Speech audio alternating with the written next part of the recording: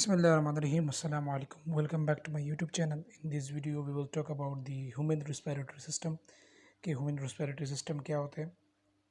तो आज की इस यूनिट के ऑब्जेक्टिव्स हम पढ़ेंगे। सबसे पहले हम रेस्पिरेटरी सिस्टम को डिफ़ाइन करेंगे और उसके बाद रिस्पायरेशन को डिफ़ाइन करेंगे और उसके बाद स्ट्रक्चर और फंक्शन ऑफ रिस्पिरेटरी ऑर्गन, जैसे कि अपर रिस्पिरेटरी ट्रैक में हमारे पास नोज़ है, फेरिंग्स है, लेरिंग्स है। लोअर रिस्पिरेटरी ट्रैक में हम ट्रेकिया, ब्रोंकाई, ब्रोंकियल ट्री और इसके अलावा लंग्स को डिस्कस करेंगे। इसके अलावा फिजियोलॉजी ऑफ रिस्पायरेशन को हम डिस्कस करेंगे। इसके अलावा pulmonary ventilation, external respiration, internal respiration और इसके अलावा नर्वस कंट्रोल ऑफ रिस्पायरेशन को डिस्कस करेंगे। इसके बाद लास्ट में इस यूनिट के एंड में हम लंग के वॉल्यूम और इसके कैपेसिटीज़ को डिस्कस करेंगे। तो सबसे पहले हम रिस्पायरेटरी सिस्टम के बारे में बात करेंगे कि रिस्पायरेटरी सिस्टम क्या है। Respiratory system basically collection of organs है और जिसका अहम काम गैसेस एक्सचेंज में होता है। अब गैसेस एक्सचेंज का मतलब क्या होता है? गैसेस एक्सचेंज जो है ये हमारी बॉडी के लिए बहुत ज़रूरी है। हमारी बॉडी में डेली बेसिस पर कैटाबॉलिक रिएक्शन होती है और उस कैटाबॉलिक रिएक्शन में कार्बन डाइऑक्साइड बनता है और हमारे हर एक सेल को ऑक्सीजन चाहिए होते हैं और उस ऑक्सीजन को कंप्लीट करने के लिए हम जो प्रोसेस लेते हैं उस प्रोसेस को हम रिस्पायरेशन कहते हैं। रिस्पायरेशन बेसिकली रिस्पायरेशन में गैसेस एक्सचेंज होते हैं फॉर द पर्पस ऑफ, एक पर्पस होता है उसका जिसमें फूड ऑक्सीडाइज हो जाते हैं और फूड जब ऑक्सीडाइज हो जाते हैं तो उसकी वजह से हमें एनर्जी मिलती है। तो रिस्पायरेटरी सिस्टम का इब्तिदा जो होते हैं वो नेज़ल कैविटी से होता है और उसके बाद जो है नेज़ल कैविटी से पहले नोस्ट्रल्स आते हैं, नोस्ट्रल के बाद नेज़ल कैविटी, फिर ओरल कैविटी और यहाँ से गुजरता हुआ फेरिंग्स, फेरिंग्स के बाद फिर लैरिंग्स, लैरिंग्स के बाद ट्रेकिया, ब्रोंकाई, फिर ब्रोंक्यूल्स और उसके बाद लंग्स तक पहुँचते हैं। और लंग्स के अंदर छोटे छोटे स्मॉलेस्ट सेल होते हैं, मिलियन ऑफ सेल होते हैं जिसे अल्विलाई कहते हैं और अल्विलाई जो ये फंक्शनल सेल होते हैं ह्यूमन रिस्पायरेटरी सिस्टम का। अल्विलाई जो है, अल्विलाई के अंदर जो है सेलुलर रिस्पायरेशन होती है, गैसेस एक्सचेंज वहाँ पर हो जाती है और गैसेस एक्सचेंज होने के बाद ब्लड कैपिलरीज के ज़रिए ऑक्सीजन को टेक इन किया जाता है और कार्बन डाइऑक्साइड को अल्विलाई के अंदर पुश किया जाता है और कार्बन डाइऑक्साइड फिर बॉडी से एक्सपायरेशन हो जाती है और बॉडी के अंदर जो ऑक्सीजन गया था इस अमल को हम इंस्पायरेशन भी कहते हैं, इनहेलेशन भी कहते हैं। जबकि जब कार्बन डाइऑक्साइड बॉडी से बाहर रिमूव हो जाए इस अमल को हम एक्सपायरेशन भी कहते हैं और एक्सहेलेशन भी कहते हैं। रिस्पायरेटरी सिस्टम जो है हमारी बॉडी के अंदर होमोस्टेसिस को मेंटेन करता है। किस तरह मेंटेन करता है? By the exchange of gases, gases को एक्सचेंज करते हैं जैसे कि ऑक्सीजन और carbon dioxide between atmospheric air, blood and tissue और tissue cells, blood, atmospheric air, इनके दरमियान जो गैसेस एक्सचेंज होता है कार्बन डाइऑक्साइड का और ऑक्सीजन का, इसको बरकरार रखना, इस प्रोसेस को मेंटेन रखना, इस अमल का नाम रिस्पायरेटरी सिस्टम है। और रिस्पायरेटरी सिस्टम हमारी बॉडी के अंदर गैसेस एक्सचेंज को परफॉर्म करने में अपना रोल प्ले करता है। इसके अलावा ये हमारे बॉडी फ्लूइड्स के अंदर जो पीएच होती है उसको भी मेंटेन रखती है। रिस्पायरेटरी सिस्टम की बात करें तो respiratory system basically nose, pharynx, larynx, trachea, bronchi और लंग्स पर मुश्तमिल होता है। फेरिंग्स को हम थ्रोट भी कहते हैं। कॉमन पाथवे, यहाँ से फूड भी गुजरता है और यहाँ से ऑक्सीजन और कार्बन डाइऑक्साइड भी एक्सचेंज होता है। लैरिंग्स को हम वॉइस बॉक्स कहते हैं क्योंकि इसके अंदर वोकल कॉर्ड होता है और वोकल कॉर्ड से वॉइस प्रोड्यूस होता है। ट्रेके को हम विंड पाइप कहते हैं और ये विंड पाइप जो होते हैं इसे हम आमतौर पर सांस की नाली भी कहते हैं। ब्रोंकाई जो ये ट्रेके के बाद ब्रोंकाई आते हैं, ब्रोंकाई के बाद लंग्स आते हैं। अब इसके पार्ट्स को हम जो है स्ट्रक्चर और फंक्शन के बेस पे आगे डिस्कस करेंगे। अगर हम स्ट्रक्चर की बात करें तो स्ट्रक्चर पर के बेस पर दो हिस्सों पर रिस्पायरेटरी सिस्टम को डिवाइड किया गया है, अपर रिस्पायरेटरी सिस्टम और दूसरा जो है lower respiratory system. Upper respiratory system को हम अपर रिस्पायरेटरी ट्रैक पे कहते हैं और लोअर रिस्पायरेटरी सिस्टम को लोअर रिस्पायरेटरी ट्रैक पे कहते हैं। अपर रिस्पायरेटरी सिस्टम में बेसिकली नो से, फेरिंग से और इसकी एसोसिएट कुछ ऐसे स्ट्रक्चर है इसको हम बाद में डिस्कस करेंगे। इसके अलावा लोअर रिस्पायरेटरी सिस्टम में लैरिंग्स है जिसे हम वॉइस बॉक्स भी कहते हैं, ट्रैकिया है जिसे हम विंड पाइप भी कहते हैं और इसके बाद ब्रोंकाई है और उसके बाद अल्विलाई है। रिस्पायरेटरी सिस्टम फंक्शन के लिहाज से इसको दो हिस्सों में डिवाइड किया गया है, एक कंडक्टिंग जोन है और दूसरा जो रिस्पायरेटरी जोन है। अब हम कंडक्टिंग जोन को पढ़ेंगे। कंडक्टिंग जोन जो है, कंडक्टिंग जोन में नो से, फेरिंग से, लैरिंग से, ट्रेकिया, ब्रोंकाई और ब्रोंक्यूल से और इसके अलावा टर्मिनल ब्रोंक्यूल्स भी हैं। अब इसका कंप्लीट फंक्शन क्या है? एक तो ये ईयर को पैसेज वे देता है, आपस में ईयर को कम्युनिकेट करता है, डायरेक्ट एक्सटर्नल इन्वायरमेंट से डायरेक्ट फेफड़ों तक ऑक्सीजन को पहुंचाता है और दूसरा जो है ये उस ईयर को फिल्टर भी करता है और उसको बॉडी के मेंटेन रखने का एब्सोल्यूट टेम्परेचर भी देना। ये बेसिकली इन कंडक्टिंग जोन के अंदर जो ऑर्गन्स है जैसे कि nose, pharynx, larynx, trachea, bronchi और ब्रोंक्यूल्स वगैरह ये बेसिकली इनका काम होता है। ये मोस्ट इंपॉर्टेंट है, ये ईयर को वार्म भी रखता है ताकि बॉडी के टेम्परेचर के साथ ईयर जो है ये बरकरार रहे, और इसके अलावा ईयर को फिल्टर भी करता है। रिस्पायरेटरी जोन में रिस्पायरेटरी ब्रोंक्यूल से, अल्वेलर डक्ट से, अल्वेलर सैक से, अल्वेलाई है, और इसका काम जो गैसेस एक्सचेंज होता है between year and blood, blood और हवा के दरमियान जो गैसेस एक्सचेंज होती है, यानी कि हमने जो ऑक्सीजन को टैक इन किया होता है, उस ऑक्सीजन में से ब्लड ने ऑक्सीजन लेना होता है, और ब्लड ने उस ईयर में उस अल्वेलाई के अंदर कार्बन डाइऑक्साइड को पुट करना होता है थ्रू दी पल्मोनरी कैपिलरीज के ज़रिए, छोटे छोटे कैपिलरीज के ज़रिए होती है, जहाँ से डिफ्यूजन का प्रोसेस होता है। अब सबसे पहले हम नोज़ के बारे में डिस्कस करेंगे। नोज़ जो है, नोज़ को डिवाइड किया गया है दो हिस्सों में, एक्सटर्नल नोज़ और दूसरा जो है इंटरनल नोज़ या इंटरनल पोर्शन।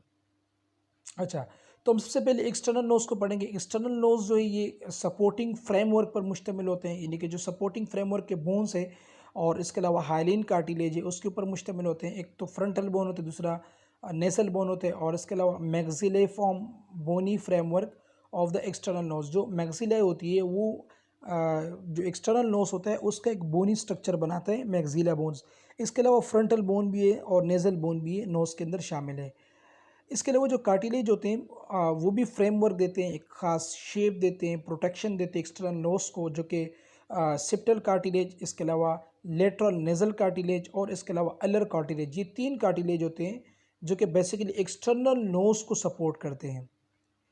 इंटरनल नोज़ की बात करें तो इंटरनल नोज़ जो है लार्ज कैविटी होती है, और ये स्कल का बिल्कुल फ्रंट पार्ट होता है जिसे हम इंटीरियर पार्ट भी कहते हैं, और ये basically interior to nasal bones and superior to mouth. Mouth के ये सुपीरियर होता है, यानी कि माउथ के बिल्कुल ऊपर होता है, और inferior to nasal bone, sorry interior to nasal bone, nasal bone के बिल्कुल इंटरनल मौजूद होता है, यानी कि चूँकि ये इंटरनल नोज़ है तो ये बिल्कुल इंटरनल होता है और माउथ के ऊपर मौजूद होता है। इसमें स्पेशल मसल्स होते हैं और म्यूकस मेम्ब्रेन होते हैं जिसने इसको लाइन किया होता है, और उसका काम बहुत ही इंपॉर्टेंट काम होते हैं। वो बॉडी को वायरस से बचाते हैं, और इसके अलावा उससे कुछ बेसिकली म्यूकस भी सीक्रेट होते हैं। स्पेस बिटवीन इंटरनल नोज़, जो नोज़ के अंदर एक कैविटी बनती है, उस कैविटी को हम नेज़ल कैविटी कहते हैं, और उसके अंदर जो स्पेशल सेल होते हैं उसे हम नेज़ल साइनसिस भी कहते हैं। Interior portion of the nasal cavity, जो नेज़ल कैविटी का अंदरूनी हिस्सा है, बेसिकली वो इनसाइड दी नोस्ट्रिल्स, नाक के अंदर से शुरू होता है, और उसे हम बेसिकली वेस्टिब्यूल कहते हैं।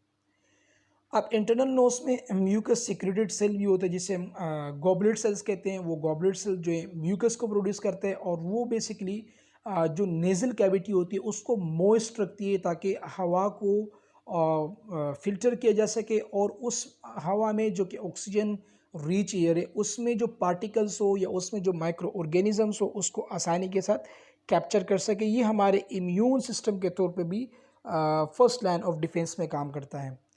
तो बेसिकली यहाँ पे भी इंपॉर्टेंट क्वेश्चंस, गॉबलेट सेल का काम क्या है? गॉबलेट सेल मॉइस्चर्स करता है एयर को, और जो एयर पार्टिकल्स है उसको ट्रैप्स करता है।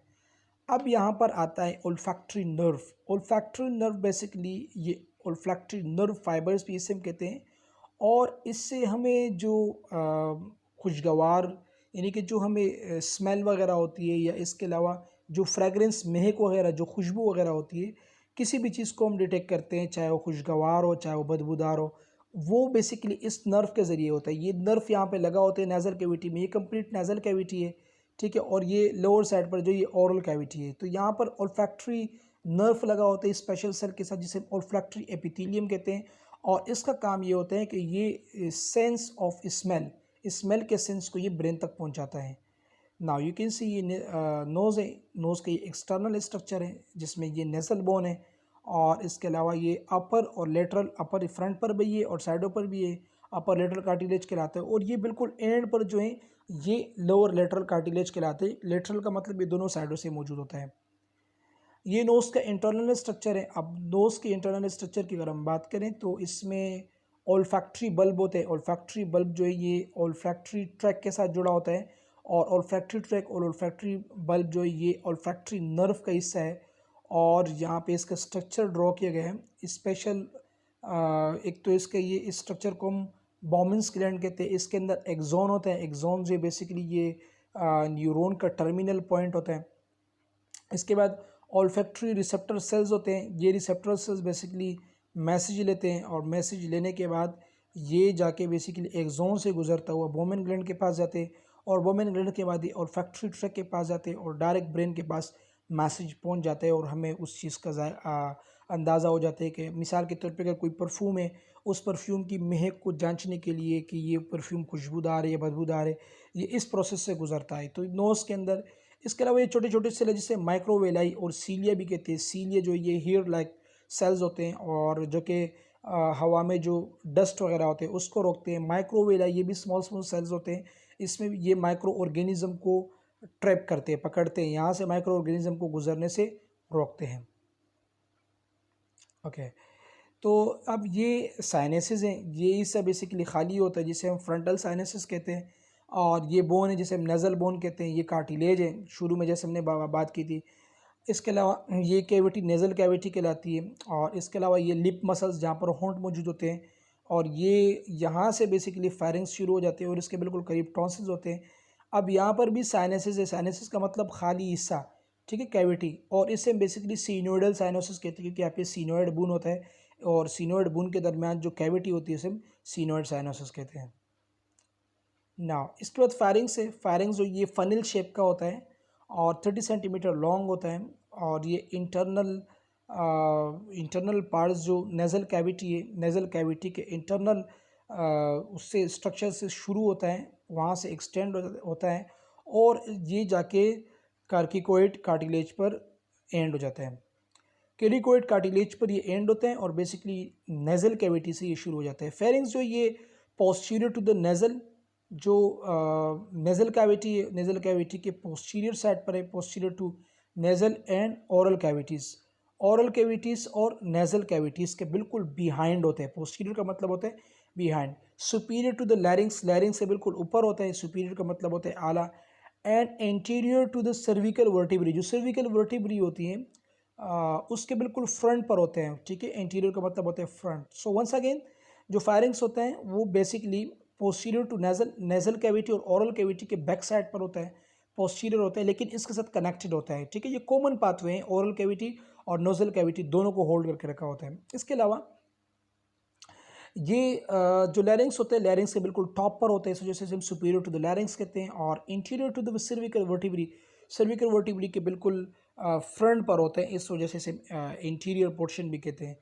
फायरिंग्स जो है ये पैसेज फॉर एयर, एयर के लिए भी पैसेज जो है और इसके अलावा फूड के लिए भी, इस वजह से इसे हम कॉमन पाथवे कहते हैं, फूड के लिए भी और एयर के लिए भी।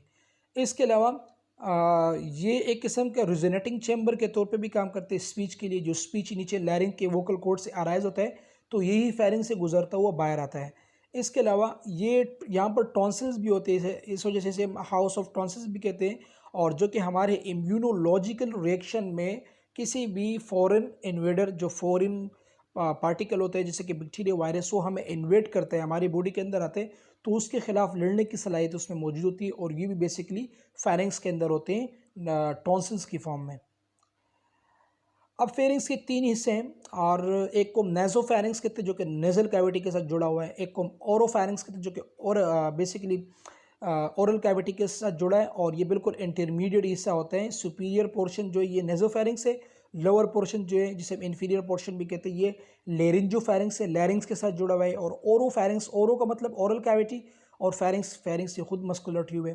तो ये तीन हिस्से हैं इसके। नाउ यू कैन सी, जैसे कि हमने बात की थी फर्स्ट ऑफ ऑल कि ये पोस्टीरियर पार्ट पर है, तो भाई ये नेज़ल कैविटी और ये ओरल कैविटी है इसकी ये बिल्कुल पोस्टीरियर बैक साइड पर है, वन थिंग। ओके, अब यहाँ पर वर्टिब्री, तो ये वर्टिब्री के बिल्कुल फ्रंट पार्ट पर है, तो फ्रंट पार्ट पर है, इस वजह से हम क्या कहते हैं कि भाई ये interior to the vertebral column, vertebral column के interior, posterior to the nasal and oral cavity, nasal और ओरल कैविटी के बिल्कुल पोस्टीरियर है। और इसके अलावा ये बेसिकली लैरिंग्स के ऊपर होता है, तो superior to the larynx, larynx के ऊपर होता है। अच्छा, जो तीन हिस्से है उसमें एक नेजोफेरिंग्स है, दूसरा ओरोफेरिंग्स है और तीसरा जो है लेरिंजोफेरिंग्स है।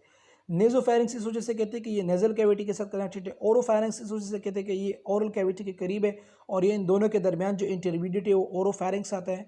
और जो बॉटम वाला हिस्सा है वो लेरिंजोफेरिंग्स आता है और ये लैरिंग्स के साथ ही कनेक्टेड होता है। इसके बाद हम लैरिंग्स को पढ़ेंगे। लैरिंग्स जो है इसे हम वॉइस बॉक्स भी कहते हैं और ये एक शॉर्ट पैसेज वे है जो कि लेरिंजोफैरिंग्स यानी कि लैरिंग्स का वो हिस्सा जो फेरिंग्स है उसे हम लेरिंजोफैरिंग्स कहते हैं।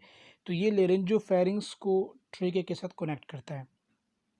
ये गर्दन के बिल्कुल मिड लाइन पे मौजूद होता है, एसोफेगस के बिल्कुल इंटीरियर पार्ट पर होता है और C4, C5 और C6 वर्टिब्री के बिल्कुल सामने, यानी कि इंटीरियर टू C4, C5 और C6 सर्विकल वर्टिब्री के बिल्कुल सामने होता है। जो लेरिंग का वॉल होता है वो 9 पीसेस ऑफ कार्टिलेज के छोटे छोटे 9 पीसेस मिलके लेरिंग्स के वॉल को बनाते हैं। लेरिंग्स की बात करें तो लेरिंग्स में जो 3 कार्टिलेज होते हैं वो बिल्कुल सिंगल कार्टिलेज होते हैं, और इसमें सबसे पहले थायरॉयड कार्टिलेज है जिसे एडम्स एप्पल भी कहते हैं। सेकंड जो वो एपिग्लोटस है, एपिग्लोटस को हम ये लीफ शेप का होता है। और उसके बाद जो तीसरा है वो बेसिकली क्राइकोइड कार्टिलेज है। क्राइकोइड जो ये रिंग लैक होता है। इसके अलावा जो बाकी 3 कार्टिलेज होते हैं वो पेयर के फॉर्म में होते हैं, ठीक है। तो पेयर के फॉर्म में होते हैं, इसलिए ये तो होते 3 कार्टिलेज है, लेकिन चूंकि ये जोड़े की फॉर्म में होते तो टोटल इसके नंबर 6 हो जाएंगे। इसमें सबसे पहले आते एरेटिनोइड ट्रायंगुलर पीस का होता है, और इसके अलावा क्यूनिफॉर्म कार्टिलेज ये होर्न शेप का होता है। और इसके बाद जो आखिरी है वो बेसिकली कॉर्निकुलेट है, कॉर्निकुलेट कार्टिलेज जो ये क्लब शेप का है। तो ये जो ACC ये तीनों जो ये पेयर कार्टिलेज है, और ये जो ऊपर के 3 है जैसे कि थायरॉयड कार्टिलेज है, एपिग्लोटस और क्राइकोइड कार्टिलेज, ये तीनों सिंगल कार्टिलेज है। तो टोटल 9 नंबर ऑफ कार्टिलेज है, और वो लेरिंग्स के आउटर वॉल को बना देते हैं। ना एपिग्लोटस है, ठीक है। और एपिग्लोटस के अलावा थायरॉयड कार्टिलेज है, थायरॉयड कार्टिलेज, एपिग्लोटस, ये इसके कलर्स है, और इस रिस्पेक्टिव कलर्स में इसके ये शेप है। ये इसका फ्रंट पार्ट है, ये इसका बैक पार्ट है। ना अभी हम डिस्कस करेंगे इसके डिफरेंट जो, जैसे कि हमने बात की कि 9 कार्टिलेज होते हैं, और 9 कार्टिलेज के मैं आपको लोकेशन बताएंगे। ये हिस्सा बिल्कुल एपिग्लोटस है, और एपिग्लोटस के करीब जो है ये हायोइड बोन है। हायोइड बोन जो ये ट्रायंगल शेप का होता है। ये जो फोल्ड आपको नज़र आ रही है ये वेस्टिबुलर फोल्ड कहलाते हैं, और इसने वोकल कॉर्ड को प्रोटेक्शन दिए होते हैं। ये कार्टिलेज जो ये थायरॉयड कार्टिलेज है, ठीक है। और ये भी इस तरह बिल्कुल एक रिंग किस्म की बनी होती है, जो कि इसने पूरे जो यहाँ पे एपिग्लोटस है इसको कवर किया होता है। ये पूरे जो यहाँ पे लेरिंग्स है इसको कवर किया होता है। ये सेंटर पे जो कोड से फोल्ड है, इस फोल्ड के अंदर वोकल मौजूद होता है, वोकल कॉर्ड जिसे हम साउंड बॉक्स भी कहते हैं, जहाँ से साउंड प्रोड्यूस होता है। तो इस फोल्डिंग को हम वोकल फोल्डिंग कहते हैं। और ये जो कार्टिलेज है ये यहाँ पर आके इस शेप पे आया हुआ है, इसे हम क्राइकोइड कार्टिलेज कहते हैं। ये हिस्सा ट्रेके कहलाते हैं, ये हिस्सा सब ग्लोटस कहलाते हैं, ये हिस्सा ग्लोटस कहलाते हैं, और इसके ऊपर वाला हिस्सा सुप्राग्लोटस कहलाते हैं। ये सुप्राग्लोटस जो है ये बेसिकली नेजोफैरिंग्स जो होते हैं, नेजोफैरिंग्स के साथ कनेक्टेड होते हैं। यानी कि जो नेजल केविटी के करीब जो फैरिंग्स होती है उस चीज़ वो इससे जैसे ही ख़त्म होता है तो सुप्राग्लोटिस आके उसके साथ कनेक्ट हो जाता है। ना वन बाय वन अब इसको हम डिस्कस करेंगे। थायरॉयड कार्टिलेज को हम एडम्स एप्पल भी कहते हैं, और ये टू फ्यूज यानी कि जो हाइलिन कार्टिलेज प्लेट शेप के होते हैं, वो टू फ्यूज हाइलिन कार्टिलेज जब जुड़ जाते हैं तो उसके नतीजे में जो लेरिंग्स एंटीरियर वाल होते हैं, जो फ्रंट वाल होते हैं, वो बन जाता है, और उसे हम बेसिकली थायरॉयड कार्टिलेज या इसके अलावा एडम्स एप्पल भी कहते हैं। तो ये ट्रायंगुलर शेप का होता है, और ये हाइलिन कार्टिलेज के 2 फ्यूज प्लेट होते हैं, और जो लेरिंग्स के फ्रंट पार्ट को बनाते हैं। ये मेल और फीमेल में मौजूद होता है, लेकिन ये मेल्स में जो है लार्जर होता है, ठीक है। अक्सर गर्दन में जो है ये जो लैरिंग्स बाहर आ चुकी होती है, जिसका गर्दन हड्डी जो है बाहर आ चुकी होती है, वो बेसिकली थायरॉयड कार्टिलेज की वजह से होती है। तो ये मेल्स में बहुत ही कॉमन होते हैं, मोर प्रोमिनेंट होते हैं। उसकी वजह ये होती है कि मेल में सेक्स हार्मोन्स होते हैं जिसे हम टेस्टोस्टेरोन कहते हैं, उसकी इन्फ्लुएंस प्यूबर्टी के दौरान उसके असरात बहुत ज़्यादा हो जाते हैं, तो उसकी वजह से साउंड भी लोड प्रोड्यूस होता है थायरॉयड कार्टिलेज की वजह से। तो थायरॉयड कार्टिलेज की ग्रोथ रिस्पॉन्सिबल है मेल में टेस्टोस्टेरोन की टू मच सेक्रेशन की वजह से प्यूबर्टी के दौरान। एपिग्लोटस ये लीफ लाइक पीस है, और ये भी इलास्टिक कार्टिलेज है, और इसके साथ एपिथेलियम जो एपिथेलियल सेल होते हैं वो भी मौजूद होते हैं। और स्वाल्विंग के दौरान ये जब जो चीज़ खाते हैं और पीते हैं, फेरिंग्स और लेरिंग्स ये दोनों अराइज हो जाते हैं, दोनों ऊपर की तरफ आ जाते हैं। तो जो खाने पीने के सामान होते हैं वो बेसिकली फेरिंग्स के ज़रिए एसोफेगस के पास जाते हैं, क्योंकि एपिग्लोटस बंद हो जाता है, और जो रिस्पायरेशन हम ऑक्सीजन लेते हैं, एयर लेते हैं, वो लेरिंग्स के पास चला जाता है। अब जब एवेल्युएशन ऑफ फेरिंग्स की जब एलिवेशन जब फेरिंग्स ऊपर की तरफ जाते हैं तो फेरिंग्स ओरल कैविटी के साथ कनेक्टेड हो जाते हैं, और ये बेसिकली फूड को रिसीव करते हैं, रिसीव फूड और drink. Elevation of larynx causes the epiglottis to move down. जब एलिवेशन यानी जब लैरिंग्स की एलिवेशन होती है, लैरिंग्स जब ऊपर की तरफ जाते हैं तो उसके नतीजे में जो एपिग्लोटिस होते हैं वो डाउन यानी कि नीचे की तरफ झुक जाते हैं, और उसके नतीजे में जो ग्लोटिस होता है वो ग्लोटिस जो ऑफ हो जाता है, और उसके नतीजे में जब ग्लोटिस ऑफ हो जाएगा तो खाने पीने के सामान जो है वो लैरिंग्स के अंदर यानी कि रिस्पिरेटरी ट्रैक्ट में नहीं जाएगा। आगे फिगर में हम क्लियरली समझेंगे। नाउ यू कैन सी ये अब ये एपिग्लोटिस नीचे क्लोज हो गया और यहाँ पे फेरिंग्स के जरिए एसोफेगस के पास फूड चला गया। ये इसकी सिंपल रिप्रेजेंटेशन है। तो यहाँ पे ये फेरिंग ये एपिग्लोटिस है और एपिग्लोटिस बंद हो गया और फूड मटेरियल नीचे की तरफ जा रहा है। इसके बाद है क्राइकोइड कार्टिलेज। क्राइकोइड कार्टिलेज ये भी एक रिंग होती है जो कि हाइलिन कार्टिलेज पर मुश्तमिल होती है, और ये बेसिकली जो लैरिंग्स के नीचे वाला हिस्सा होते हैं इन्फीरियर वॉल जिसे हम कहते हैं, वो मिलके यानी कि वो खुद क्राइकोइड कार्टिलेज से बना होता है। एरेटिनोइड कार्टिलेज जो है ये पेयर कार्टिलेज होता है, ठीक है, यानी कि दो एरेटिनोइड कार्टिलेज का एक जोड़ा होता है और ये ट्रायंगुलर पीस होता है से बना होता है। So you must remember cricoid cartilage भी हाइलिन कार्टिलेज है और एरेटिनोइड कार्टिलेज भी हाइलिन कार्टिलेज है। अब मज़े की बात यह है कि जो एरेटिनोइड कार्टिलेज है, एरेटिनोइड कार्टिलेज जो है ये वोकल फोल्ड्स और इसके अलावा इंट्रिंसिक फेरिंजियल मसल्स, जो मसल्स होते हैं फेरिंग्स के और इसके अलावा वोकल फोल्ड हो गया, उसको अटैच करने में एरेटिनोइड कार्टिलेज का अहम रोल होता है। इसके बाद है क्यूनिफॉर्म कार्टिलेज। क्यूनिफॉर्म कार्टिलेज जो ये क्लब शेप का इलास्टिक कार्टिलेज है। यू मस्ट रिमेंबर कि क्यूनिफॉर्म जो ये इलास्टिक कार्टिलेज है, इससे पहले जो हमने पढ़ ली वो हाइलिन कार्टिलेज थे। तो क्यूनिफॉर्म जो ये इलास्टिक कार्टिलेज है इसमें लचक मौजूद है, और ये बेसिकली जो कॉर्निकुलेट कार्टिलेज है ये उसके इंटीरियर साइड पर मौजूद होता है और ये वोकल फोल्ड्स को सपोर्ट करता है, और इसके अलावा एपिग्लोटस की जो साइडें हैं लेटरल एस्पेक्ट्स वगैरह उसको भी ये सपोर्ट करता है। इसके बाद है corniculate cartilage. Corniculate cartilage basically cuneiform cartilage और कॉर्निकुलेट कार्टिलेज ये दोनों एक ही साथ होते हैं, ठीक है। कॉर्निकुलेट का क्यूनिफॉर्म कार्टिलेज जो है ये इसी कॉर्निकुलेट कार्टिलेज के इंटीरियर यानी कि फ्रंट साइड पर मौजूद होता है। तो ये होर्न शेप का होता है और ये इलास्टिक कार्टिलेज है, यानी कि ये दोनों इलास्टिक कार्टिलेज है, ठीक है। और ये जो एरेटिनोइड कार्टिलेज होता है, ठीक है, एरेटिनोइड कार्टिलेज के एपेक्स के ऊपर मौजूद होते हैं, इनके यानी टॉप हिस्से जो होते हैं उसके ऊपर मौजूद होते हैं।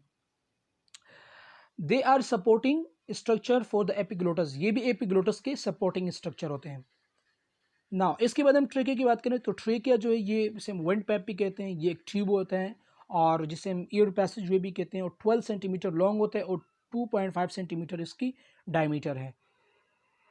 16 से लेकर 20 इनकम्प्लीट हॉरिजेंटल रिंग्स होते हैं। हॉरिजेंटल रिंग से मुराद इस तरह के रिंग्स होते हैं जो ट्रेकिया पर मौजूद होते हैं, सी शेप के कार्टिलेज होते हैं और ये ट्रेकिया को कोलेप्स होने से बचाते हैं। और ये कार्टिलेज जो होते हैं ये बेसिकली हाइलिन कार्टिलेज कहलाते हैं, hyaline cartilage. It is located interior to the oesophagus, ये एसोफेगस के बिल्कुल फ्रंट पार्ट पर है और लैरिंग से एक्सटेंड होता है, यानी कि लैरिंग से ये निकलता है और superior border of the fifth thoracic vertebrae, fifth thoracic vertebrae के बिल्कुल करीब से ये शुरू हो जाता है। और ये ख़त्म कहाँ पर होता है, ये राइट और लेफ्ट प्राइमरी ब्रोनकाई में जाके एक राइट लंग्स में चले जाते हैं और दूसरा लेफ्ट लंग में चला जाता है। ना ब्रोनकाई, ब्रोनकाई जो है ये फिफ्थ थोरैसिक जो वर्टिब्री होती है, superior border of fifth thoracic vertebrae, जो फिफ्थ थोरैसिक वर्टिब्री का टॉप वाला हिस्सा होता है, यानी कि जो हमारे थोरैसिक वर्टिब्री है उसके बिल्कुल सेंटर में, यानी कि चौथे और पांचवें वर्टिब्री के बिल्कुल सेंटर पर, जिसे हम superior border of the fifth thoracic vertebrae कहते हैं, ट्रेकिया को राइट प्राइमरी ब्रोनकाई और लेफ्ट प्राइमरी ब्रोनकाई में डिवाइड किया जाता है। यानी कि ट्रेकिया के बाद ब्रोनकाई आता है और ब्रोनकाई जो है दोनों लंग्स की तरफ जाते हैं, राइट लंग्स में भी और लेफ्ट लंग में भी। जो राइट लंग में जाएगा उसे हम बेसिकली राइट प्राइमरी ब्रोनकाई कहेंगे और जो लेफ्ट लंग में जाएगा उसे हम लेफ्ट प्राइमरी ब्रोनकाई कहेंगे, और ये डायरेक्टली जाके लंग्स में पहुंचते हैं। Right bronchi is more vertical, जो राइट ब्रोनकाई होते हैं वो मोर वर्टिकल होते हैं। इस फिगर के जरिए हम समझेंगे। जस्ट सपोज कि ये एक लंग्स है और ये भी दूसरा लंग्स है। अब यहाँ से जो है ये राइट प्राइमरी ब्रोनकाई है और ये सेकंड प्राइमरी ब्रोनकाई है।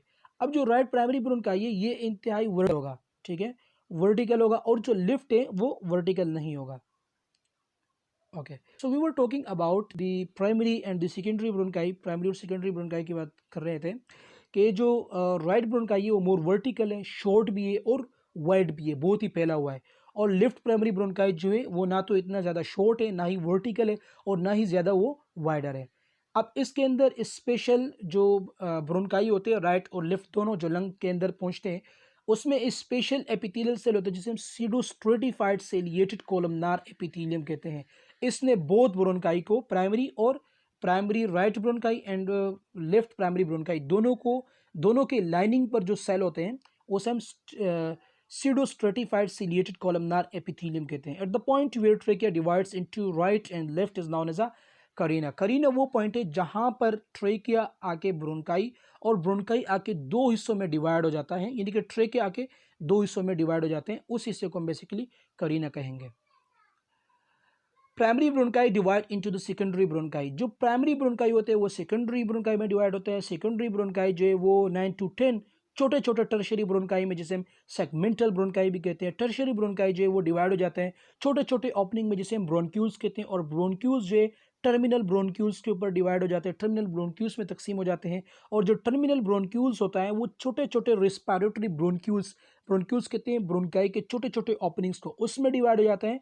और इसके नतीजे में जो एक शाख बनता है उसे हम ब्रोंकियल ट्री कहते हैं, क्योंकि हर एक सेल तक ये नेटवर्क पहुंचना चाहिए. और ये नेटवर्क ब्रोंकाई क्या होता है, ब्रोंकाई एक ट्यूब होता है और ये ट्यूब शुरू से प्राइमरी ब्रोंकाई होता है, फिर प्राइमरी के बाद सेकेंडरी होते हैं, सेकेंडरी के बाद टर्शरी ब्रोंकाई होती है, यानी कि जैसे जैसे डिवाइड होते हैं. जैसे सपोज ये फिगर, अब ये फिगर प्राइमरी ब्रोंकाई है, ठीक है. अब प्राइमरी ब्रोंकाई से यहाँ पे ये सेकेंडरी ब्रोंकाई है, अब इससे टर्शरी ब्रोंकाई है, टर्शरी ब्रोंकाई के बाद फिर ये मोर ब्रोंकाई, मोर ब्रोंकाई, मोर ब्रोंकाई, और इसके नतीजे में ब्रोंकाई की बेसिकली एक ब्रांच बन चुकी है और जिसे हम ब्रोंकियल ट्री कहेंगे. तो इसका काम ये होता है कि ब्रोंकाई के एंड पर एक स्पेशल स्ट्रक्चर अटैच होता है जिसे हम बेसिकली एल्विलाई कहते हैं, और उस एल्विलाई के अंदर ही गैसेस एक्सचेंज होता है. नाउ यू कैन सी, इस फिगर के जरिए हम क्लियरली समझेंगे. देखो यहाँ पर ये ट्रेक है, ट्रेकिया आके ब्रोंकाई बना रहे, और जहाँ पर राइट और लेफ्ट की बात हो रही है कि लेफ्ट ब्रोंकाई और राइट ब्रोंकाई, इस हिस्से को हम करीना कहेंगे. करीना में आके दोनों लंग्स के अंदर ब्रोंकाई इंटर हो गया. अब जो राइट लंग है, राइट लंग्स की जो ब्रोंकाई होगी वो बिल्कुल शॉर्ट होगी और वर्टिकल होगी, और उसके ब्रांचेस बहुत ज़्यादा होंगे, जबकि लेफ्ट लंग की ब्रांचें भी बहुत ज़्यादा होगी लेकिन ये वर्टिकल नहीं होगा, पूरे लंग्स तक ये ट्रांसफ़र हो चुका होगा. अब जो पहले ब्रोंकाई है उसका नाम प्राइमरी ब्रोंकाई है, फिर ये मजीद शाखों में इस तरह तकसीम हो गया. सेकेंडरी ब्रोंकाई कहेगा, जैसे हम सेकेंडरी ब्रोंकस भी कहेंगे. अगर एक होगा तो वो सेकेंडरी ब्रोंकस होगा, अगर ज़्यादा होंगे तो वो सेकेंडरी ब्रोंकाई होंगे. सेकेंडरी फिर टर्शरी, और टर्शरी फिर छोटे छोटे ओपनिंग्स जिसे हम ब्रोंक्यूल्स कहते हैं. और ब्रोंक्यूल्स आखिरी हिस्सा जो अलवेलाई के साथ अटैच होता है उसे हम टर्मिनल ब्रोंक्यूल कहते हैं. अब ये एक मस्कुलर पर्दा है, एक मस्कुलर एक मसल है जिसे हम डायफ्राम कहते हैं, जो कि एब्डोमिनल कैविटी और थोरैसिकल कैविटी को एक दूसरे से अलहदा करते हैं. सो होपफुली प्राइमरी और सेकेंडरी का कॉन्सेप्ट आपके जहन में आ चुका होगा. नाउ अभी हम एलोवेलर डक्ट्स के बारे में बात करेंगे. एलोवेलर डक्ट्स जो है ये रेस्पिरेटरी ब्रोंक्यूल्स जब एक चेम्बर में ओपन हो जाते हैं उसे हम एलोवेलर डक्ट्स कहते हैं. जैसे सपोज ये एक अलवेलाई की ओपनिंग, जैसे कि हमने बात की रेस्पिरेटरी ब्रोंक्यूल्स है, रेस्पिरेटरी की ओपनिंग है, ठीक है. ये ओपनिंग जो कि एक खास जगह होगी, ये वीडियो में मोबाइल पे रिकॉर्ड कर रहा हूँ तो इस वजह से क्लियरली फिगर आपको समझ में नहीं आएगा, लेकिन ये जो ब्रोंक्यूल्स है ओपनिंग है, इसके साथ एक डक्ट्स अटैच होता है जो कि अलविलाई का होता है, और उस अलविलाई के अंदर ये अलविलर सेक्स भी कहलाते हैं. उस अलविलर सेक्स के अंदर जो है बेसिकली अलविलाई मौजूद होती है, और उस अलविलाई में उसके ऊपर ब्लड की कैपिलरीज होती है. ब्लड के कैपिलरीज से कार्बन डाइऑक्साइड अलविलाई के अंदर आते हैं और ऑक्सीजन बाहर चले जाते हैं, और इसी तरह यहाँ पर गैसेस एक्सचेंज है वो टेक प्लेस हो जाता है. तो अलविलर डक्ट्स वो डक्ट्स होता है जहाँ पर जो रिस्पिरेटरी ब्रोंक्यूल्स होता है, रिस्पिरेटरी ब्रोंक्यूल्स बेसिकली ओपन हो जाता है, ठीक है. और ये हिस्सा ये पैसेज हुए जहाँ पे ख़त्म होते हैं उसे हम एलोवेलर सेक्स कहते हैं. एलोवेलर सेक्स जो ये कॉमन चैम्बर्स होता है जो कि हर एक एल्वेलाई के साथ कनेक्टेड होता है. एलोवेलर सेक्स, एल्वेलाई का दूसरा नाम एलोवेलर सेक्स भी कहलाता है. एलोवेलर डक्ट वो डक्ट होता है जो एल्वेलाई और जो ब्रोंकाई होता है उसके दरमियान, जैसे कि अभी हमने ड्रॉ किया, उस डक्ट को हम बेसिकली एलोवेलर डक्ट कहते हैं. अलविलाई, अलविलाई जो ये कप शेप का होता है, एक पाउच होता है, और सिंपल स्क्वेमस एपिथेलियम ने इसको कवर किया होता है. जस्ट यू कैन सी, ये अलविलाई है, और इस अलविलाई के ऊपर स्पेशल सेल होते हैं, और उस स्पेशल सेल का नाम सिंपल स्क्वेमस एपिथेलियम होते हैं, और ये एक डक्ट के साथ कनेक्टेड होते हैं. और वो डक्ट जो है चूँकि ब्रोंकाई होती है, ब्रोंकाई का काम ऑक्सीजन को लेके आना और कार्बन डाइऑक्साइड को लेके जाना, तो ये बेसिकली ब्रोंक्यूल्स हैं और ये एलोवेलर सेक्स हैं, और इसके अंदर छोटे छोटे पाउच होते हैं जिसे हम एल्वेलाई कहते हैं. यहाँ यही पर ही गैसेज एक्सचेंज होता है पल्मोनरीज के अंदर कैपिलरीज के जरिए. एलोवेलर सेल्स के दो सेल्स होते हैं, ठीक है। एक को हम टाइप 1 एलोवेलर सेल्स कहते हैं और ये सिंपल स्क्वेमस एपिथेलियम सेल से बने होते हैं और ये मेन हिस्सा है जहाँ पर गैसेस एक्सचेंज होता है। ऑक्सीजन को रिमूव किया जाता है कैपिलरीज के ज़रिए, कैपिलरीज उसको एब्जॉर्ब करते हैं ऑक्सीजन को, और सिर्फ एक ही वेन है जिसे हम पल्मोनरी वेन कहते हैं, उसके अंदर पुट करते हैं, the only one when which carry oxygenated blood, और उसको left chamber of the heart तक पहुंचा देते हैं। और इसी तरह जो पल्मोनरी आर्टरी होती है, the only one artery which carry D oxygenated blood, वो पल्मोनरी आर्टरी लंग्स के अंदर इस छोटे छोटे अल्वेलाइज के पास कार्बन डाइऑक्साइड को डिफ्यूज करता है, कार्बन डाइऑक्साइड अल्वेलाई के अंदर, ऑक्सीजन अल्वेलाई से बाहर, और इसी तरह गैस एक्सचेंज टेक प्लेस होता है। टाइप 2 एलोवेलर सेल्स, टाइप 2 एलोवेलर सेल्स को हम सेप्टल सेल्स भी कहते हैं और ये क्यूबोइडल एपिथेलियल सेल से बने होते हैं। क्यूबोइडल एपिथेलियल सेल वो सेल होते हैं जिसकी शेप क्यूबिकल होती है, इस तरह शेप होती है, ऐसे सेल को हम क्यूबोइडल एपिथेलियल सेल कहते हैं। ओके, तो ये बेसिकली ये क्यूबोइडल एपिथेलियल सेल है और इसके अंदर एलोवेलर फ्लूइड होते हैं और जो कि हवा को मॉइस्ट करता है, और इससे एक सब्सटेंस भी प्रोड्यूस होता है जिसे हम सरफेक्टेंट कहते हैं। सरफेक्टेंट याद रखें टाइप 2 एलोवेलर सेल से प्रोड्यूस होता है, और ये सरफेक्टेंट जो ये एक मिक्सचर होता है फास्फोलिपिड्स का और लिपोप्रोटीन का। लिपो मतलब लिपिड और प्रोटीन मतलब प्रोटीन ही है, ठीक है। तो सरफेक्टेंट जो ये सरफेस टेंशन ऑफ एलोवेलर सेक्स, जो एलोवेलर फ्लूइड है उसकी सरफेस टेंशन को डिक्रीज करता है, और इसके अलावा ये एलोवेलाई जब ये एलोवेलर फ्लूइड की सरफेस टेंशन को डिक्रीज करता है तो उसकी वजह से एलोवेलाई की चिपकने का खतरा कम हो जाता है। इसके अलावा स्पेशल मैक्रोफेजेस होते हैं जो हमारे इम्यून सेल के तौर पे काम करते हैं, जिससे एलोवेलर मैक्रोफेजेस भी कहते हैं या डक्ट सेल भी कहते हैं। ये हमारे फेफड़ों में जो डस्ट आते हैं एयर के जरिए, या माइक्रो ऑर्गेनिजम्स आते हैं, या कोई डेब्रिस वगैरह होते हैं एलोवेलर सेक्स के अंदर, उसको खा जाते हैं और बॉडी से रिमूव करते हैं। नाउ यू कैन सी ये रिस्पायरेटरी सिस्टम है, ये राइट लंग है और ये लेफ्ट लंग है, और ये ट्रेकिया है। ट्रेकिया यहाँ पे दो ब्रोनकाई में डिवाइड हुए जिसे हम करीना कहेंगे, और फिर जो है ब्रोनकाई पहली शाख में टूट गई, प्राइमरी ब्रोनकाई, फिर दूसरी शाख में सेकेंडरी, फिर टर्शरी, और फिर एलोवेलर डक्ट्स। एलोवेलर डक्ट्स में फिर एलोवेलर सेक्स आ गए, एलोवेलर सेक्स में फिर एल्वेलाइज आ गए, और एल्वेलाइज में यहाँ पे आपको नज़र आ रहा है ये जो रेड यहाँ पे आ चुका है, ये रेड जो ये वैन है, इसमें ऑक्सीजन रेड ब्लड है, और ये एल्वेलाई के जरिए ऑक्सीजन इसके अंदर डिफ्यूज़ होकर चले जाते हैं। और ये जो आर्टरी है बेसिकली इसे हम पल्मोनरी आर्टरी कहते हैं, the only one artery which carry deoxygenated blood, इसमें डीऑक्सीजनेटेड ब्लड होते हैं और ये आके एल्वेलाई के अंदर ऑक्सीजन कार्बन डाइऑक्साइड छोड़ देते हैं, और एल्वेलाई से जो हमने बाहर एयर के जरिए ऑक्सीजन को टेक इन किया होता है वो बेसिकली एल्वेलाई उसको गेन करके पल्मोनरी आर्टरी से कार्बन डाइऑक्साइड को रिमूव करके और ऑक्सीजन को पल्मोनरी वेन के जरिए एंटर करके, और वो पल्मोनरी वेन एंटर करके उसको दिल के उल्टे खाने में जो लिफ्ट चैम्बर होते हैं उसमें लेके आते हैं, और उल्टे खाने में फिर वो जो सिस्टमिक एओर्टा होते हैं वो उसको पूरी बॉडी में ले जाते हैं। तो ये पूरा एक मैकेनिज्म होते हैं हमारी बॉडी में रिस्पायरेशन का। अब रिस्पायरेटरी जोन होते हैं लो रिस्पायरेटरी ट्रैक में, जैसे कि हमने बात की कि रिस्पायरेटरी ब्रोनकाई होते हैं, फिर प्राइमरी होते हैं, फिर सेकेंडरी होते हैं, आखिर में जाके रिस्पायरेटरी ब्रोनक्यूज जो कि अलविलाई के साथ कनेक्टेड होते हैं, वहाँ पर गैस एक्सचेंज होता है और उसके अंदर छोटे छोटे पोर्स भी होते हैं जिसे हम एलोवेलर पोर्स कहते हैं, अलविलाई के अंदर होते हैं, ठीक है। लंग्स जो ये पेयर शेप के होते हैं, कोन शेप के होते हैं, और ये थोरैसिक कैविटी के अंदर मौजूद होते हैं, और ये एक दूसरे से सेपरेट होते हैं दिल के ज़रिए, क्योंकि सेंटर में दिल मौजूद होते हैं, और वो हिस्सा जहाँ पे दिल मौजूद हो और दोनों फेफड़ों के दरमियान गैप मौजूद हो उसे हम मेडिएस्टिनम कहते हैं। आउटर कवरिंग फेफड़ों का जो बाहर की कवरिंग है उसे हम प्लूरल मेम्ब्रेन भी कहते हैं, और इसके अलावा प्लूरा भी कहते हैं। प्लूरा जो ये प्लूरल मेम्ब्रेन पर मुश्तमिल होते हैं, और इसके अंदर एक स्पेशल किस्म के फ्लूइड होता है जिसे हम प्लूरल फ्लूइड कहते हैं। प्लूरल मेम्ब्रेन के दो लेयर्स होते हैं, एक को पार्शियल प्लूरा कहते हैं और दूसरे को वेस्कुलर प्लूरा कहते हैं। जो प्लूरल फ्लूइड होता है जो इन दोनों मेम्ब्रेन के दरमियान होता है, ये लुब्रिकेशन के तौर पे काम करते हैं। जो दोनों मेम्ब्रेन है इन दोनों मेम्ब्रेन को फ्रिक्शन को, यानी कि जो रगड़ होते हैं दोनों पेपड़ों के दरमियान रगड़ जो होता है उसको कम करते हैं। उसका फ़ायदा ये होगा कि पेपड़े आसानी के साथ एक्सपेंड भी होंगे और आसानी के साथ कॉन्ट्रैक्ट भी होंगे। किसकी वजह से? प्लूरल फ्लूइड की वजह से, क्योंकि प्लूरल फ्लूइड क्या करते हैं, यहाँ पे जो फ्रिक्शन है, जो रगड़ है, उसको ख़त्म कर लेते हैं और पेपड़ों को फ्रीली मूवेबल बना लेते हैं गैसिफिकेशन के पर्पज़ के लिए। लंग्स जो है ये डायफ्राम के बिल्कुल ऊपर होते हैं, और जो क्लेविकल्स होते हैं क्लेविकल्स के बिल्कुल सुपीरियर होते हैं, और इसके अलावा रिब्स के बिल्कुल नीचे मौजूद होते हैं। रिब्स के दोनों साइडों पर, यानी रिब्स फ्रंट पर भी आते हैं, इंटीरियर पार्ट पर भी आते हैं, और रिब्स जो हैं पोस्टीरियर पर भी आते हैं। Broad inferior portion is base which is concave.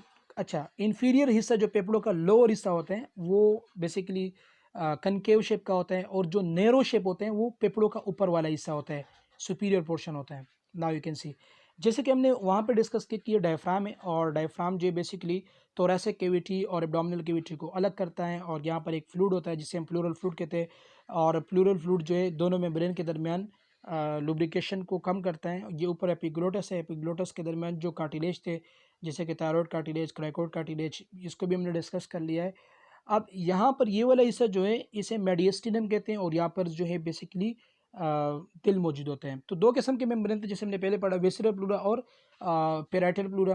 उन दोनों के दरमियान जो कैविटी होती है इन दोनों मेम्ब्रेन के दरमियान उसे हम प्लूरल कैविटी कहते हैं, और उस प्लूरल कैविटी के अंदर जो फ्लूइड होता है उसे हम प्लूरल फ्लूइड कहते हैं, और उस प्लूरल फ्लूइड ने इन दोनों मेम्ब्रेन के दरमियान जो रगड़ होती है उसको ख़त्म करने के लिए एक फ्लूइड बनाते हैं जिसे हम प्लूरल फ्लूइड कहते हैं। अच्छा, अब याद रखें एक और एडिशनल चीज़ है कि जो राइट लंग है उसमें 3 लोब्स होंगे, और जो लेफ्ट लंग है उसमें 2 लोब्स होंगे। ठीक है, ये एडिशनल इन्फॉर्मेशन आपके साथ शेयर कर रहा हूँ। Blood supply to the lungs, तो दो किस्म के मेजर आर्टरीज होती है, एक पल्मोनरी आर्टरीज, और पल्मोनरी आर्टरीज जो है वो डीऑक्सीनेटेड ब्लड लेके आते हैं फेफड़ों में, किस मकसद के लिए, ताकि वहाँ से कार्बन डाइऑक्साइड रिमूव हो जाए और ऑक्सीजन एड होकर पल्मोनरी वेन के जरिए दिल तक पहुँच जाए। अब क्वेश्चन ये अराइज होता है कि फेफड़ों के सेल्स जो होते हैं, जो बेसिक सेल्स होते हैं, उसको ब्लड की सप्लाई कहाँ से मिलेगी, क्योंकि उसको भी न्यूट्रिएंट्स चाहिए, उसे भी ऑक्सीजन चाहिए। तो उसके लिए ब्रोंकियल आर्टरी आती है। ब्रोंकियल आर्टरी जो है ये एओर्टा की एक ब्रांच है जो कि ब्लड को जो कि लंग्स को ब्लड डिलीवर करता है न्यूट्रिशन के लिए, ऑक्सीजन के लिए। ठीक है, रिस्पिरेटरी सिस्टम के फंक्शन, ऑक्सीजन को ट्रांसफ़र करता है एटमॉस्फेयर से लेकर फेफड़ों तक, टिश्यू तक। अब जब कार्बन डाइऑक्साइड ट्रांसफ़र हो जाता है तो उसके नतीजे में कार्बन डाइऑक्साइड जो टिश्यू से हमारे बॉडी में जो कार्बन डाइऑक्साइड बनता है वो ब्लड के ज़रिए, पल्मोनरी आर्टरी के ज़रिए लंग्स तक आता है, अल्वेलाई के ज़रिए एंटर होते हैं, और फिर हम उसको बाहर एक्सहेल करते हैं। तो हम ऑक्सीजन इनहेल करते हैं और कार्बन डाइऑक्साइड एक्सहेल करते हैं। ये रिस्पिरेटरी सिस्टम का फंक्शन है, और इसके नतीजे में जैसे कि हमने वोकल कॉर्ड को पढ़ लिया, लैरिंक्स के अंदर मौजूद था, और उसका काम क्या था, साउंड प्रोड्यूस करना। इसके अलावा जैसे कि हमने नोज़ में पढ़ लिया, ओल्फैक्टरी एपिथेलियम, ओल्फैक्टरी एपिथेलियम का काम क्या था, एक रिसेप्टर था जो कि स्मेल के तौर पे काम कर रहा था। हम जो चीज़ सूंघते हैं वो इस रिसेप्टर के ज़रिए सूंघते हैं।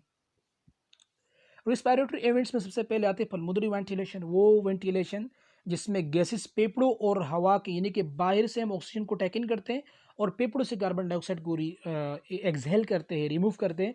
इस अमल का नाम है पल्मोनरी वेंटिलेशन। एक्सटर्नल रिस्पिरेशन, वो रिस्पिरेशन जिसमें अल्वेलाई और पल्मोनरी कैपिलरीज के दरमियान जो गैस एक्सचेंज होता है, यानी कि अल्वेलाई से ऑक्सीजन कैपिलरीज के जरिए पल्मोनरी वेन के पास जाते हैं और पल्मोनरी आर्टरी से कार्बन डाइऑक्साइड अल्वेलाई के पास आता है। इसे हम कहते हैं external respiration. Internal respiration, exchange of gases, gases का एक्सचेंज सिस्टमिक कैपिलरीज और टिश्यू सेल के दरमियान जो कार्बन डाइऑक्साइड और ऑक्सीजन का एक्सचेंज होता है उसे हम इंटरनल रिस्पिरेशन कहते हैं।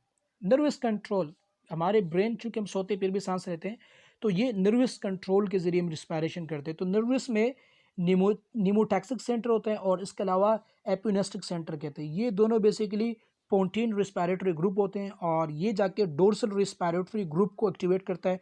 डोर्सल रिस्पिरेटरी ग्रुप डायफ्राम और रिब्स को और मसल्स को एक्टिवेट करता है और उसके नतीजे में चूंकि हम सांस लेते हैं, जब हम इंस्पायरेशन करते हैं तो हमारे रिब्स ऊपर आते हैं, इंटरकॉन्स्टल मसल जो होते हैं वो कॉन्ट्रैक्ट कर जाते हैं, डायफ्राम जो है वो कॉन्ट्रैक्ट कर जाते हैं। फिर जब हम कार्बन डाइऑक्साइड को एक्सहेल करते हैं तो रिब्स अपनी जगह पर आते हैं और जो हमारा डायफ्राम होते हैं वो स्मूथली अपनी जगह पर वापस आ जाते हैं। ये किसकी वजह से आते हैं?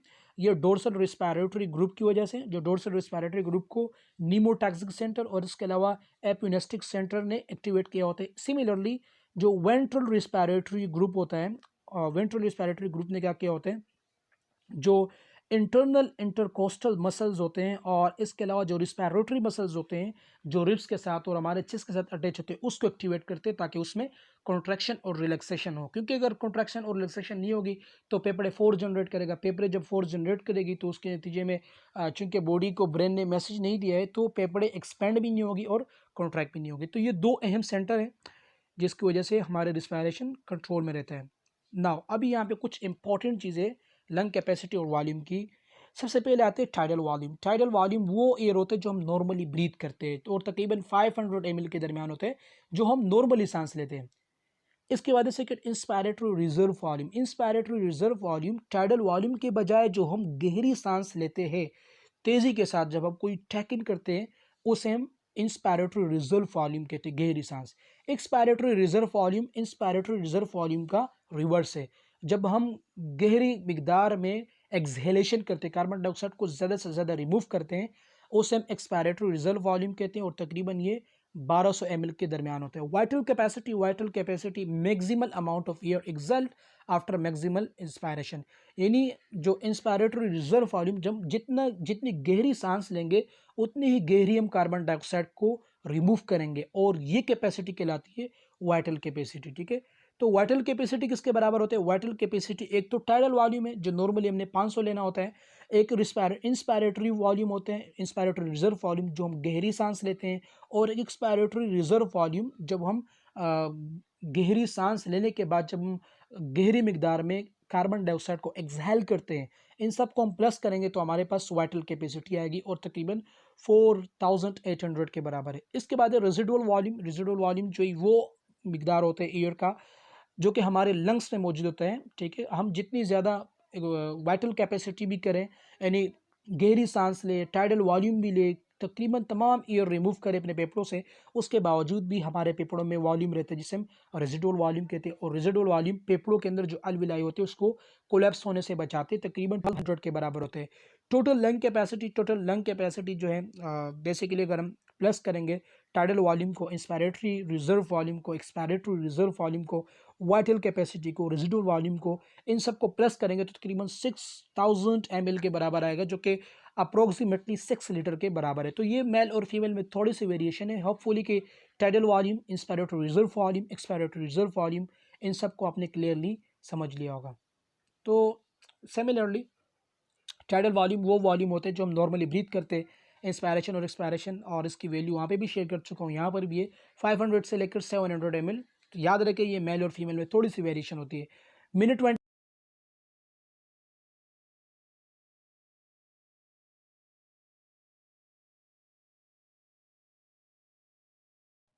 ठीक है भाई, तो मिनट वेंटिलेशन जो है वो वेंटिलेशन है कि हम 1 मिनट में कितनी दफ़ा सांस लेते हैं। मिनट वेंटिलेशन नॉर्मली हम 12 ब्रीथ्स लेते हैं 1 मिनट में। ठीक है, अगर हम इसकी नॉर्मल वॉल्यूम या इसके हम फार्मूले को देखें तो मिनट वॉल्यूम जो होते हैं, मिनट वॉल्यूम में बेसिकली कितने मिकदार में हमने कार्बन डाइऑक्साइड एक्सेल किया और कितने मिकदार में ऑक्सीजन टेक इन किया, इसको हम मल्टीप्लाई करेंगे 500 ml से। ठीक है, 500 ml क्या है? टाइडल वॉल्यूम है। इसको अगर हम ज़रब देंगे तो तकरीबन 6 लीटर्स पर मिनट के हिसाब से आएगा। इसके बाद है इंस्पायरेटरी कैपेसिटी। इंस्पायरेटरी कैपेसिटी जो है टाइडल वॉल्यूम और इंस्पायरेटरी रिजर्व वॉल्यूम को अगर हम प्लस करेंगे तो हमारे पास इंस्पायरेटरी कैपेसिटी आएगी। इन दोनों की वैल्यू प्लस करो, आंसर आ जाएगा। ये मेल और फीमेल में इसकी वैल्यू थोड़ी सी डिफरेंस है इसमें। फंक्शनल रेजिडुअल कैपेसिटी, उसे हम वॉल्यूम भी कहते हैं। फंक्शनल रेजिडुअल कैपेसिटी जो रेजिडुअल वॉल्यूम होता है, ठीक है, जो लंग्स में रिमेनिंग वॉल्यूम होता है, और जो एक्सपायरेटरी रिजर्व जो हम गहरी मिकदार में कार्बन डाइऑक्साइड को एक्सपायर करते हैं, तेज़ी से जब हम सांस लेते हैं और फिर तेज़ी से फिर सांस छोड़ लेते हैं, उसे हम एक्सपायरेटरी रिजर्व वॉल्यूम कहते हैं। दोनों को वैल्यू प्लस करोगे तो आपके पास फंक्शनल रेजिडुअल कैपेसिटी या फंक्शनल रेजिडुअल वॉल्यूम आएगा। वाइटल कैपेसिटी जो है inspiratory reserve volume, tidal volume और एक्सपायरेटरी रिजर्व वॉल्यूम, इन सब को प्लस करेंगे तो हमारे पास वाइटल कैपेसिटी आएगा। टोटल लंग कैपेसिटी, अगर हम टोटल लंग्स में जो वाइटल कैपेसिटी है और रेजिडुअल वॉल्यूम है, इसके अलावा इंस्पायरेटरी रिजर्व वॉल्यूम है, एक्सपायरेटरी रिजर्व वॉल्यूम है, टाइडल वॉल्यूम है, इन सब को प्लस करेंगे तो हमारे पास टोटल लंग कैपेसिटी आएगी। सो होपफुली कि इस वीडियो लेक्चर को इंतहाई आसानी के साथ गेन किया होगा। अब तक के लिए इजाज़त दीजिए, अल्लाह ने के बाद।